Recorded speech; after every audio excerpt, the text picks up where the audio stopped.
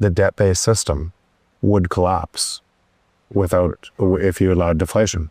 And if the money, so all money is loaned into existence. When you go to a bank and get a loan, that money is created out of thin air to give you a loan, so you have an interest rate on that loan. So if all of that money globally was paid back, there was no debt. Yeah. There'd be no money. Yeah. Right. So you can see why if you allowed deflation, where prices get cheaper and cheaper, that loan gets more and more expensive because you don't have the money to be able to service the loan, and that liquidates that entire debt stack. So the economists are right from the perspective of a credit-based economy requires inflation to survive. But they're conflating, do we require a credit-based economy? Or do they need? Do they need? Or does that system need it? That system absolutely requires it.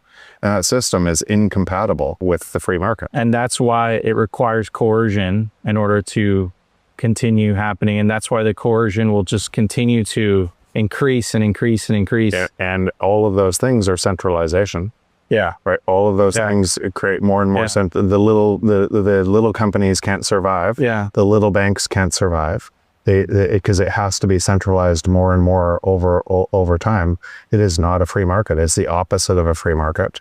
It has to misallocate capital. It has to, mathematically has to. Government has to get bigger because you're usurping the free market. Yeah. And as you do, and those people can't live freely and have great ideas that contribute to other people in society, the centralized market has to tell them what to do. Yeah. So it has to be manipulation, coercion, control everywhere in that system. And there's so much noise around conflating those two things.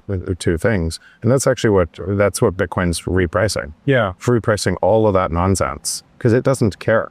Every 10 minutes, new block. It doesn't care. It doesn't care what Powell says. Yeah. It doesn't care what Trump says. Doesn't care what Xi says. It doesn't care. TikTok next